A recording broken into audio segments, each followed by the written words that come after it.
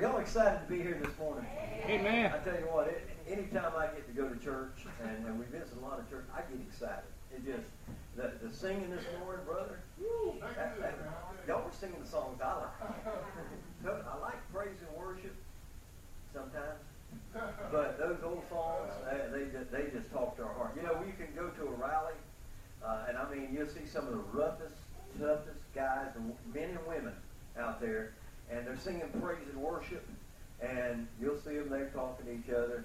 But you start a song like Amazing Grace, all of a sudden you see these rough, tough guys. They're stopping and they're singing because they know those words. Yep. And they'll stop, Grandma sing it to them or something, but all of a sudden, all across the crowd, you can see it.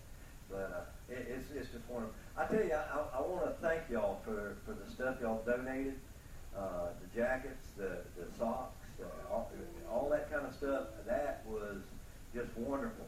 And I'm going to give you one experience on that. And I don't want to take up a lot of time, but I took one of, we have guys that call hang-arounds. Now, I know to join the Hellfighters, a lot of people understand this. To join us, it takes a long time. We've got a guy right now that he just started hanging. He hung around us for about 6 months, and then he became an official hang-around. And now he's been hanging around for about 4 months, and when he finishes that, he gets to become a prospect. And after he becomes a prospect, it takes up to a year to become a member of the Hellfighters. Biggest thing is, it's not prospecting like a motorcycle club. We don't put them to work and make them wash our bikes or anything like that. But it's spiritual training. They have to start teaching. They have to start talking. They have to start memorizing stuff about the Hellfighters and the Scriptures. And we get them into churches, and we want to check and make sure they're a Hellfighter. Now we have a thing, and one day I'm going to have that patch. To become a Hellfighter, you must already be a Hellfighter. You know, and that's the way it is.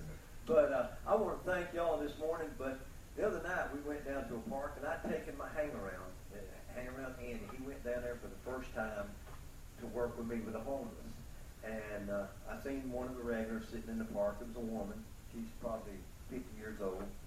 So I've talked to her many times, and so I just, check him out. Let him see how he does. So I go over there and talk to her while I'm handing out the socks and gloves.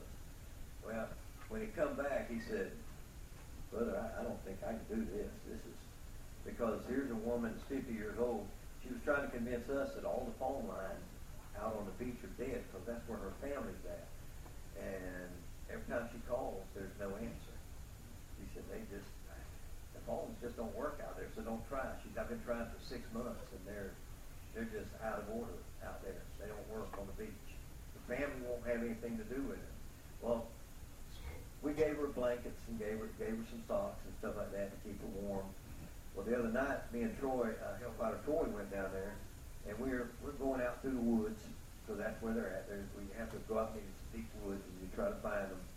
And I hear a voice, and up under this blanket laying on the dirt was a lady named Mary. That was her. She's laying in the dirt. Well, I've talked to her a lot of times, but she told me, she said, "Can you go over to," and I know they're hiding places, so when she started telling me where she left her bags, I went over there to her and got her bags and brought it back. Well, it was like a large bag. It was bright red, and she said, "Thank you, I appreciate it." And I set it down, and it was probably from here to there, and she said, "Did you bring it?" And I said, "Yes, right here." And she said, "Okay." I didn't know she's that blind, and she sleeps out in the woods. This is a woman. I don't understand it. I don't know why they're out there. I thank God it's not me. I thank God that He chose me to be the one delivering stuff instead of having somebody deliver it. But those people, y'all help them so much. Because the other night, I was able to give her stuff from this church to keep her warm and comfortable. Supplies. I mean, that is such a blessing. Y'all have provided that kind of stuff. Y'all have provided. Y'all are part of our ministry. When we go down there, y'all become part of it. And it's touching people that y'all may never meet until you get to heaven. And I do believe a bunch of them's going to be in heaven. You got a lot of mental cases. Got a lot of psychological problems. People one of the homeless people, because since you're donating, I want to know, y'all know this, one of the people that you go down there and meet, they call him Santa, because he looks like a rough Santa.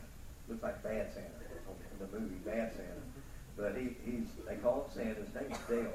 Took me a year to get this guy to even talk to me, going out to the park on a regular basis. Now he talks to me.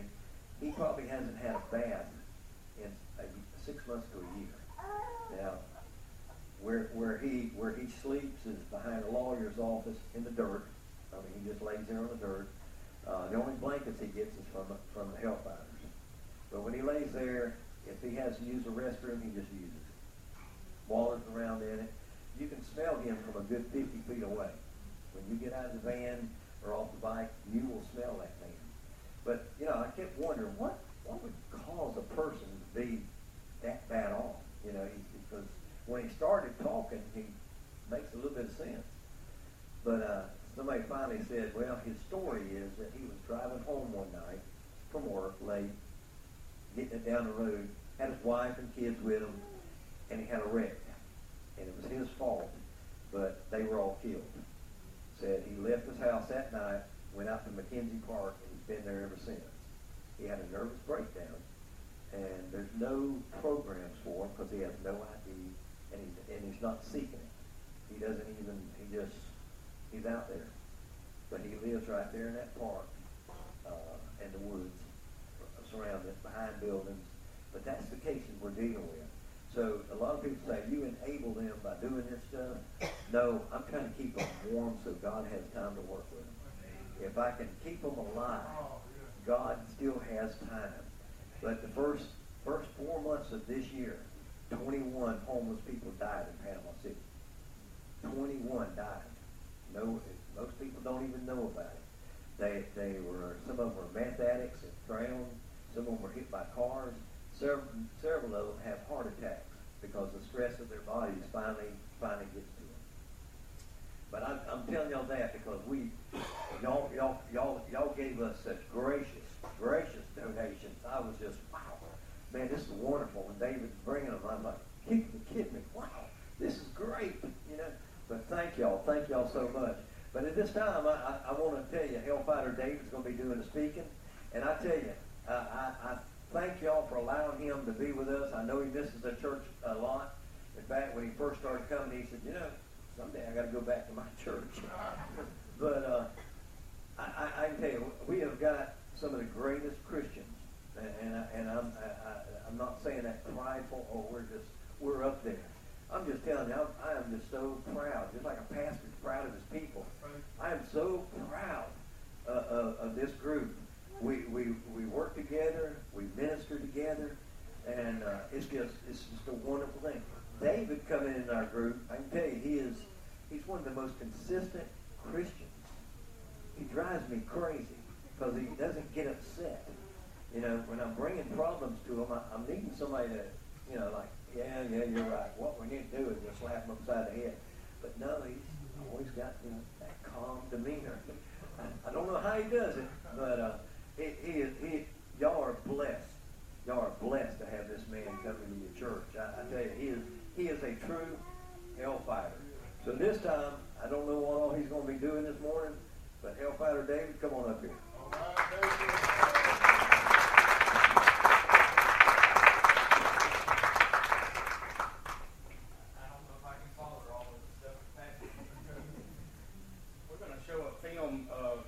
right off the bat, just to kind of introduce you to the Hellfighter. Some of you may have seen it when you first come here. We showed it, but it's a good film. It kind of explains the things. Then we're going to show some of the things that we've actually been involved in. You'll see our faces, and some of your own faces will be in it. So we're going to start with that, and then let me just say, I brought my clan for that second place vote, so I need to know. What a night last night. I tell you, me and Connie were tired. We were involved with the toy run. She's been sick. She would have sung for you, Dave, but she's not able to. She can barely talk. But man, Heather and Tiffany and Rachel, I was blown away. Yeah.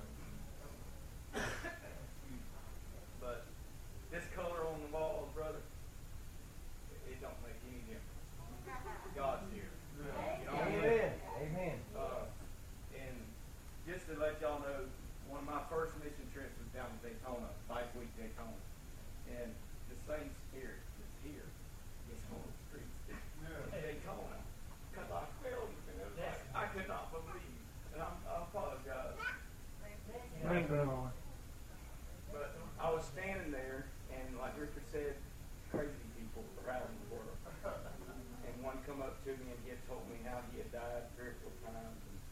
devil kicked him out, and this, that. I mean, it was just wild. It was out there.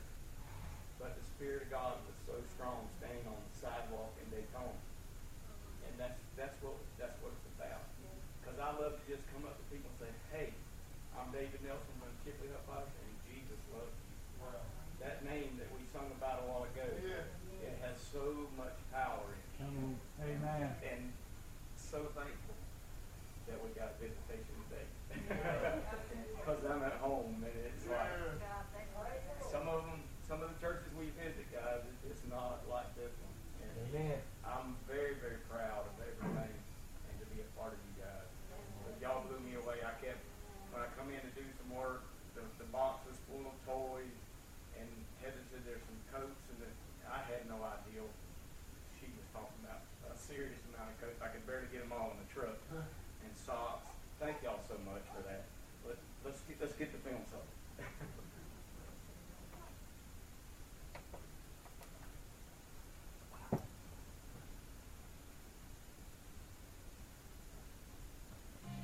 In the beginning, it was the main dinner, basically was it. And our mission was to tell people in churches, the guys who come every Sunday, warm the pew, get up from there, get in the streets, take the gospel to the streets for the lost and lost. To be able to minister to the needy, the lost, people in prison, the people who are sick, homeless. When we got here, we go back out to the church around our time, but we returned down to the Big White Process from off the interstate. And stopped there last night, and folks said we have a service here by Jack's this morning over here. Everyone knows to raise their hand and say, I've been there and I have chosen to do wrong with the Lord. And because of that, the Bible says that we're a sinner. And that's the reason Jesus Christ has come. I mean, I'm no preacher or religious fanatic, but I mean, they always said Jesus went to where these people were, and they're not always in the church. You know, you got to go where people are. You know, right now they're on Main Street and the church. I believe in Jesus, but I don't follow your religion.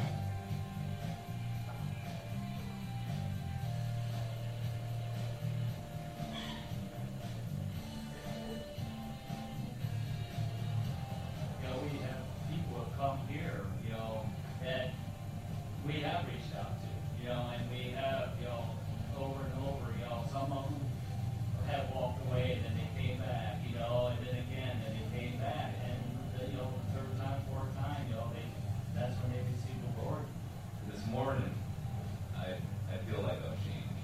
I prayed to Jesus to forgive me for my sins, ask for Him to help me and guide me in the ways that He would like me to go. About 7 years ago, I went to an altar, and I'd been out of church. I'd walked away and said, no more, I'm not going back. My wife kept going. She's a good Christian woman, she kept going. So she asked me, kept asking me every Sunday morning, where you go? And for some reason or another, I went. That morning when I went to the altar, I strictly asked the Lord, I said, this morning something's got to happen.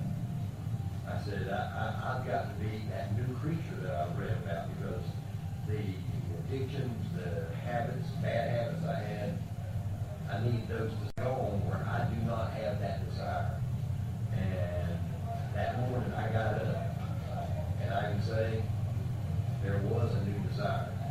And that was to serve the Lord. I was a new man. I mean, I know that's, some people may not understand that, but Richard died that morning. Y'all, first time ever he died. After a week, even my wife commented that I wasn't the same guy, that she'd been married to all those years. Because now all of a sudden, I started wanting people to come over. We started throwing things, having dinners. I love people. And that's the one thing I can say, he gave me, that morning gave me a love. Seriously. He gave me a love for people. And not your businessmen that I'm working with, but it was so strange. All of a sudden, I love street people, those that nobody else wants. For me, it's the opportunity to get out of my box and to share with normal people. You say normal people or this wide world of bikers. Guess what? They're normal people. They just ride bikes and they may be tattooed, pierced. But what we've discovered here at Sturgis and every other rally we've ever worked, they're normal people with so many hurts, so many needs. And so Hellfighters for me is a chance to climb out of my box, get into the world, share the gospel with people that need it. That's the heart of Jesus, you know, and the heart of Jesus is reaching out to those that, you know, others don't reach out to. And you know what, in my own heart of hearts, it's hard. That's what Jesus did. He stayed on the streets. That's where his ministry was, and that's where ours needs to be. We want to tell people about Jesus. That's the main purpose of Hellfighters. And that's so true. We walk around, and we go to these biking events so we can be around the multitudes and the people that need these the most. I mean, it's the lost. And we do visit churches, and the reason that we visit churches is to encourage the churches to keep up the good fight. Like I said, once again, it's great to be visiting my home church where you can just be so glad. Thank you. And many times, just sitting in the back over where we do, we kind of sit in the back so we can keep their fights and bring them front. Because I knew y'all knew I was speaking. I figured y'all. Anyway, we have another film that we're going to show, and it's just about what we've been doing this year. It's pretty similar. It's just a lot of our faces. If y'all want to start that, we're going to kind of flip through, and I can just explain a few things. But we get the opportunity. This is Sturgis. This is off the exit of I-40, I believe, is the name of the road. But as you coming down the interstate, that's the first thing you see entering in. And it's our place of where we get to minister. When you see the lady laying on the bench or the cot, if you will, they will bring them to us and we can minister to them, feed them. If they need clothing, we can clothe them. The next morning we feed them, give them from Jesus the whole time. So every time we're doing something, we're always sharing the track with them, telling them Jesus loves them, trying to share the gospel with them, because that's what our objective is in everything that we do. This is the cross at night. What a beautiful sight it is. Just bring tears to your eyes if you're there. This is downtown Sturgis. This is the crowds that it's just massive. You've seen a picture earlier in the other film. This is inside the mission. As we're there at Sturgis, we meet in the morning. Everybody that's there volunteering their time will meet there at the mission. They feed us breakfast. We have in my opinion, it's like camp meeting. The Spirit of God was so real because in fighting these battles out there and this evilness that's all around you, you've got to be empowered by the Spirit of God. Yeah. Just several good clips here. This is one of the where they brought a lady in. The ladies are very fortunate; they get to stay inside the mission. The men, the drunk men, stay out back in a military tent. We do a lot of things in Sturgis, and they happen to need some showers for these guys, and there's a lot of us there, so we needed something to take a shower in, so we were building showers. This is one of the guys who just stopped by, and we were helping him out, giving him a place. A lot of people know Mount Rushmore as a vacation site, as the Hellfighters know it as another mission field. We go there, hand out tracts, we may take pictures of people for them, so they can do a family picture. This is in One-Eyed Jack. We were there doing a service. They're open 24 hours a day. They have a buffet breakfast in the morning. I was like, nobody gonna be there? It's early in the morning. Oh yeah, they were there. So we were able to do, and the Bibles are passed out there. This is the first time this year Full Throttle allowed and actually asked the Hellfighters to set up a ministry tent inside. This is like a 40-acre field, and you can see the stage in the background. We set the tent up just a few feet from the stage, very loud. We were able to pray with people. People would come by and ask for prayer. This is Richard's witnessing to one in front of the tent. You can see our tracks and stuff out under the tent there. They're still building. You see the new structure. Full Throttle burnt down a few years back, or last year I think it was. They're still building this. From what we've heard, they're going to actually make a chapel there. So the guy is knowledgeable of God. He's just a businessman trying to get the money out of it. So this is at the Chippy Clubhouse, and some of you may see a picture of yourself at our Ladies Appreciation Dinner this past year. This is where we had a chance. I believe this was in Arkansas. We was at a gas giveaway, and this is hanging around Andy that Richard was referring to. He's praying with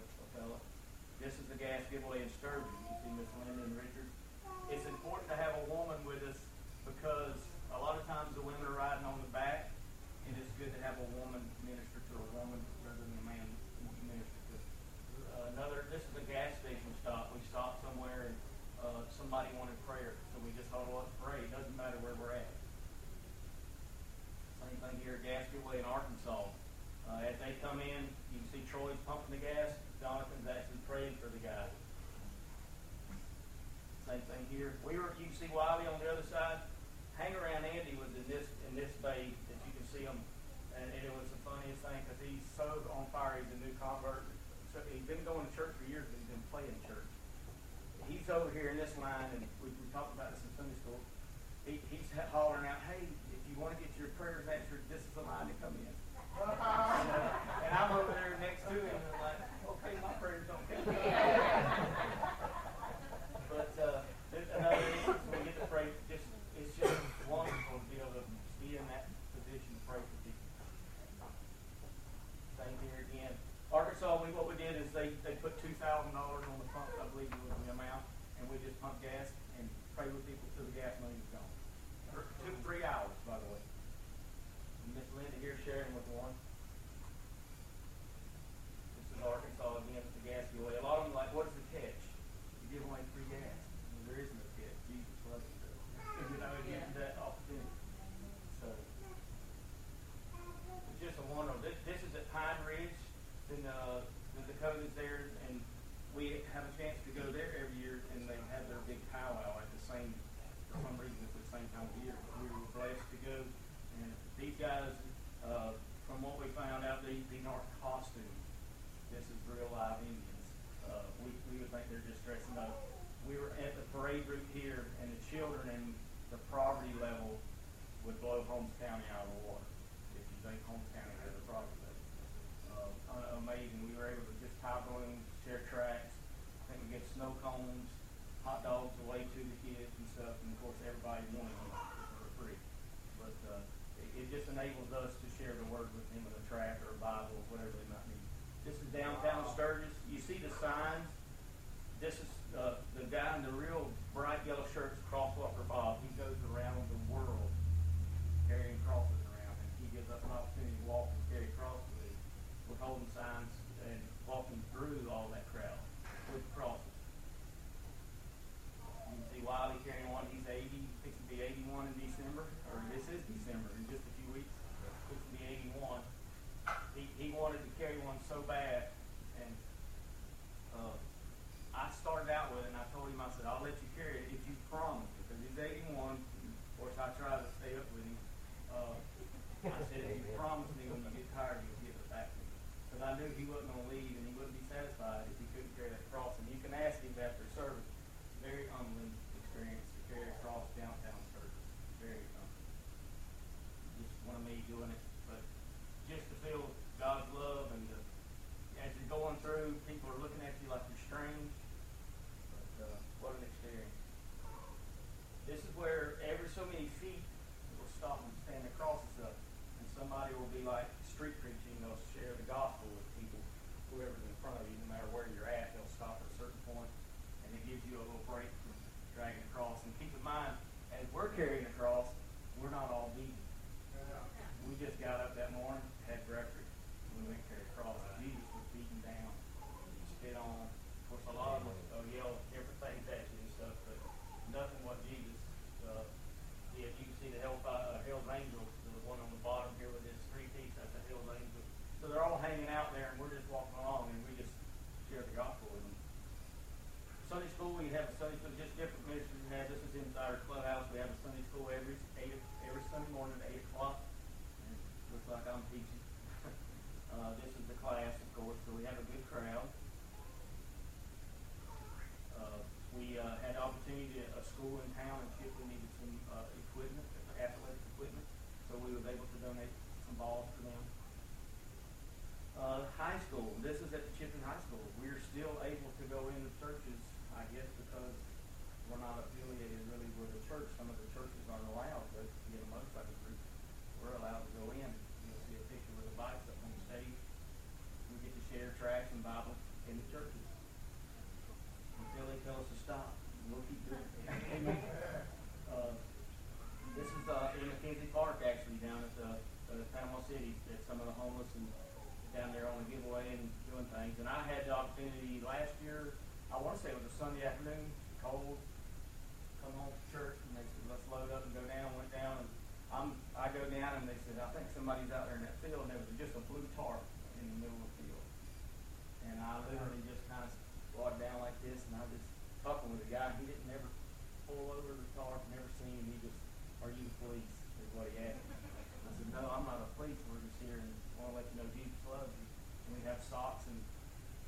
from that if you need it. Finally, he pulled out and showed me his head, you know. So, been there when it's cold, and I'm glad I had either. Because I'll be just shivering, talking to him. This is where they line. This is Jack. Panama Jack. He died. He was actually a pastor at one time, and we actually went to his funeral. It was over down below Mariana way. He was down there in the park as well. Like he said, they're out in the woods. You have to kind of find them sometimes. Normally, if they see us, they come out because they know us and know what we're there for. Same thing. We'll run the stuff down. Like they was going to drive the van today that's full of all your coats and stuff. Y'all done it. Here's one in a wheelchair. So, I mean, people are just hurting and they're in need. For sure. Another one at McKenzie. I think this one's at McKenzie too. I hung around with them for over 2 years as a faith rider. I was in the motorcycle ministry, and I went to Daytona for the first time as a faith rider. But just the way God led, is why we playing for a fella in the park. This is last year's toy run. We got some pictures of this year. There is the faith riders are actually involved, and there's another table with the faith riders on it. But this we're here representing Help Riders. We put that one on there. That's just like one table of it. This is the ladies' appreciation. You can see some of our own here. We enjoy doing that so much. This is another way of ministry. We have a shoe shine thing, and we're going to eventually take it to some of the rallies. And as you're shining shoes, you can share Christ with them. This is hanging around Andy, and Andy actually did his testimony in this chair one night at the rally, and it was amazing. In that perspective, it was just amazing. This is our Tuesday night rally that Brother Lamb was first referring to. We have a big crowd just about every time. This last one, we handed out over 110 plates. It was a soup night, kind of like chili and whatever else. These are the kind of people we get to deal with. Jesus loves them. He's a regular. He comes every time. So we may be the only Jesus this fella sees. Another rally night. This one, our people from Laurel, the ones in the red here, they traveled all the way from Laurel, Mississippi to be with us that night. But we have just such a good time just serving the community, and that's what it's about. Again, our cross, that was our cross in Sturgis. We have a little blue cross in the back of ours in the field. It lights up. It's very, very pretty at night. But that's some of the pictures from what we do. And I don't have a lot. I'm not long-winded. I am excited to be a Help Fighter. I am excited to be able to stand and say that I love Jesus Christ. And I still have that freedom. If y'all don't mind, bow your heads, we'll just say a quick word. Father, we love you. Thank you for your spirit this morning, Lord. It's been so great. Lord, I just ask you, just the scripture that I'm about to read, Lord. We just ask you just to open our hearts, Lord. Shut my mouth so that you may speak, Lord. We just love you. Just thank you for everything you've done for us in Jesus' name. My passage is really just real short. Most of this was what we wanted to bring to you guys, just to kind of give you some of the things that we've been doing over the year. I put a lot of miles on the motorcycle this year. I was so blessed. I haven't been doing it that long, but I got to do pretty much all the main events that we do. I got to go to Daytona, Arkansas, Sturgis, and then we did the Panama City rally here. We come back from Sturgis, and I was so overwhelmed with just God's love because of being with like-minded people. Kind of like we're here in church, you have our like-minded Christians, and it's so powerful to be amongst them. Just sitting there with the Spirit, just filling your soul every day so you can go out to battle and tell somebody Jesus loves you. Because you never know what's going to happen or who you're going to meet or what situation is going to arise. So you got to have Jesus in there. It needs to be full, not half full, not empty. It needs to be full of Him so you can do what you need to do. But the road less traveled is what I want to bring to your attention. The text is going to come from John.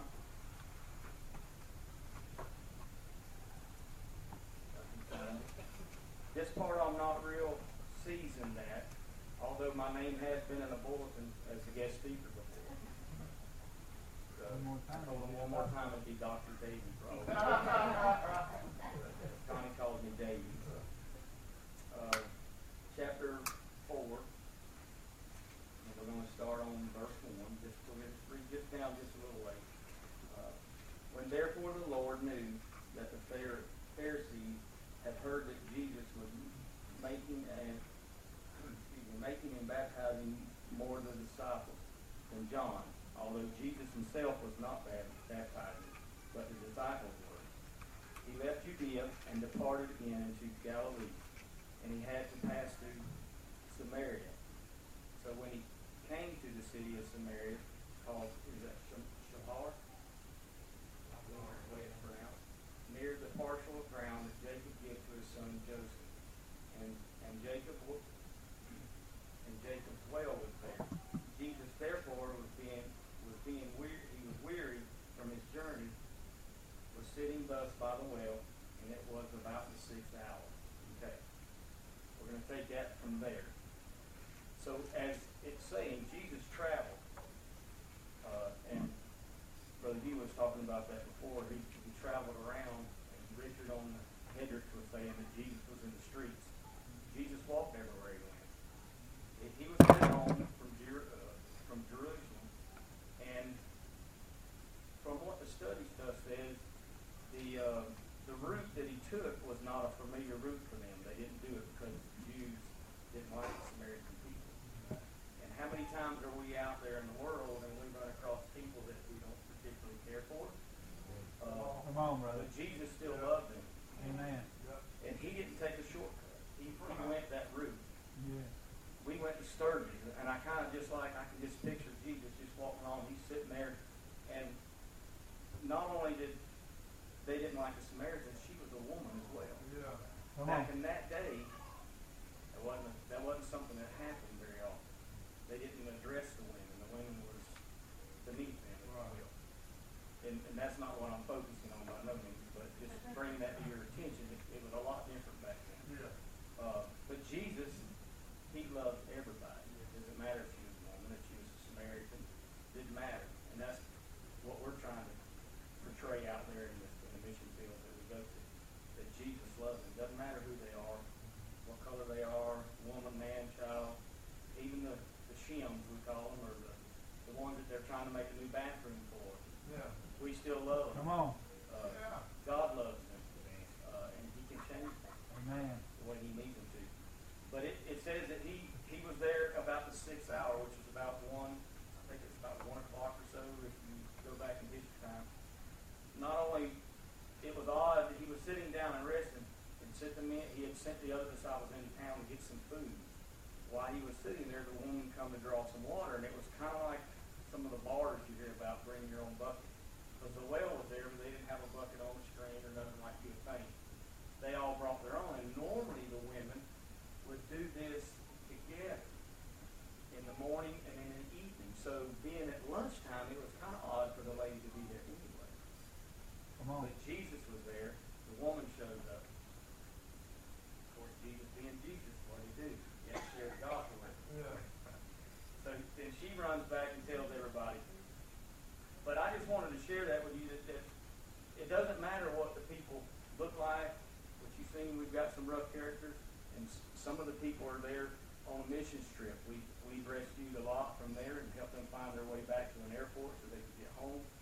People are all out trying to do the things they need to do, but they all need to know that Jesus loves them. Yeah. Amen. It's an honor Amen. to be able to just go to these places and to be able to tell them that. And I don't know if you ever prayed with people for 3 hours, but like now I'm about to go hoarse. My throat for 3 hours, that was a long time, and you don't even think about those things. And that's one of the reasons why we have to be really empowered. And I had sent Brother Lamb. I didn't know. I'd never been to Sturgis, but the Health Fighters actually make you fill out a form, an application. I had to have a reference saying that I was spiritually strong enough to handle all this mess, and it wouldn't entangle me, and then I would become lost like who we were trying to reach. So you don't know, but Jesus, he set the example for us, and he did that everywhere he went. I could just picture him walking around. You know, if it was today, he would be on a Harley, I'm sure. But you know, Yamaha. some of them don't have Harleys yet. So, but I can just picture him. He didn't waste a lot of time babbling. We wouldn't talk about that in our Bible study about babbling, just running on about not saying anything. When Jesus spoke, he spoke, and he meant something when he did. And if we'll just listen to what he says, and open our hearts, and obey him, that's another thing that's really hard. That obeying him when he tells us, and it may be giving somebody money one time, like, God, that's like my last $20. If we'll obey him, no matter what it is, man, the results is awesome. Amen. It's awesome. And I would ask you guys if y'all would continue to remember some prayers every day that we're on our motorcycle. We had one go down a month ago. He's a pastor. He was at the toy run yesterday in his wheelchair, doing great. Nervous about getting back on the motorcycle, of course. Richard's taken a few falls himself, so he knows it just takes time, but he loves to ride, so I'm sure he'll be back. If not, I told him we love him, he can come in the car, it doesn't matter. It's all about winning souls to Christ. Amen. So, but y'all continue to keep us in prayer and pray that we'll be strong and we'll continue to be strong, because it does take a toll day in and day out. Like going to other churches and stuff, and you miss your home church, especially when the Spirit's moving like it did this morning. Amen. We don't get that in every church we go to, so it's a blessing to be at home. And y'all have made me just so proud to call home. You really have. And I wanted to share that with you guys, because from the day I stepped in, I felt like I belonged here. And that's, I haven't had a home church in a long time. When I come, because my son was going here, and I wanted to be with my son. Most families worship together. My other one's going somewhere else, but I just felt like this is where I was called to go. And it's been great. Just telling y'all, it's been great. And it's always good to hear you preach, brother. You just have a way of telling stories. And we do miss you guys when we're not here. So when we're not here, we pray for us, because we're out somewhere doing something for Jesus. Amen. And God bless.